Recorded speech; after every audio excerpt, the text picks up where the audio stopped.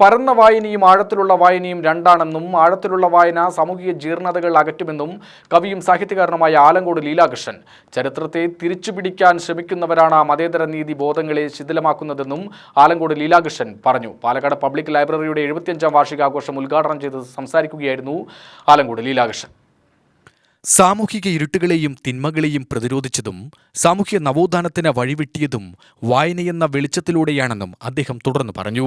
പുരോഗമന നവോത്ഥാന പോരാട്ടങ്ങളെ വക്രീകരിക്കാനും അസമത്വത്തിന്റെ മേൽക്കോയ്മകൾ പുനഃസൃഷ്ടിക്കാനുമാണ് കറുത്തവൻ റാപ്പ് പാടരുത് എന്ന ചിന്താഗതി. കറുപ്പും വെളുപ്പുമല്ല, കരുണയും സഹസ്നേഹവുമാണ് മാനവരാശിയെന്ന് വിശ്വസിക്കുകയും പ്രവർത്തിക്കുകയും ചെയ്തവരുടെ വഴിയെ തലമുറകളെ നയിക്കാൻ പുസ്തകശാലകൾക്ക് കഴിയണം. വേട്ടയാടുന്നവർക്ക് മുന്നിൽ വേടന്മാരെ എറിഞ്ഞുകൊടുക്കുകയല്ല, സംരക്ഷണ കവചം തീർക്കുകയാണ് വേണ്ടത്.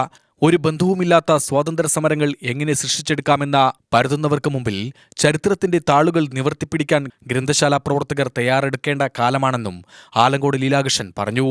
വായനയും സർഗാത്മകതയും ചേർന്നുണ്ടാകുന്ന മാനവികത മറ്റൊരു ലഹരിയാണ്. ഈ മൂന്ന് ലഹരികളും ഇല്ലാത്തതുകൊണ്ടാണ് കുട്ടികൾ രാസലഹരിയിലേക്ക് പോകുന്നത്.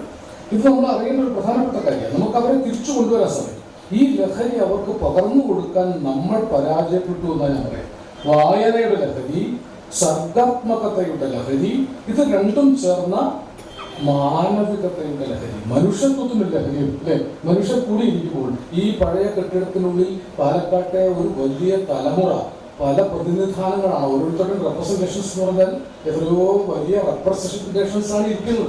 ഒരാൾ ഒരു ചരിത്രമാണ്. എനിക്കറിയാം, ഓരോരുത്തരെ കാണുമ്പോൾ അറിയാം, ഓരോരുത്തരും ഓരോ ചരിത്രമായിട്ടുള്ള ആളുകളാണ്.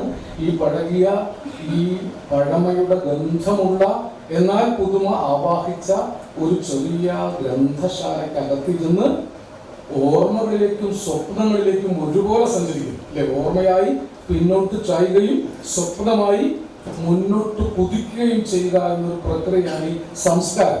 സംസ്കാരത്തിന് ഓർമ്മ വേണം, ഓർമ്മ മാത്രം പോരാ. ഓർമ്മ മാത്രം ഉണ്ടായാൽ അന്ധവിശ്വാസങ്ങളെ ഓർത്ത ആളുകൾ പൗരാണിക യുഗത്തിലേക്ക് മടങ്ങിപ്പോകും. ആ ഓർമ്മയല്ല വേണ്ടത്, നമ്മൾ എങ്ങനെ നമ്മളായി എന്നൊരു ഓർമ്മ വേണം.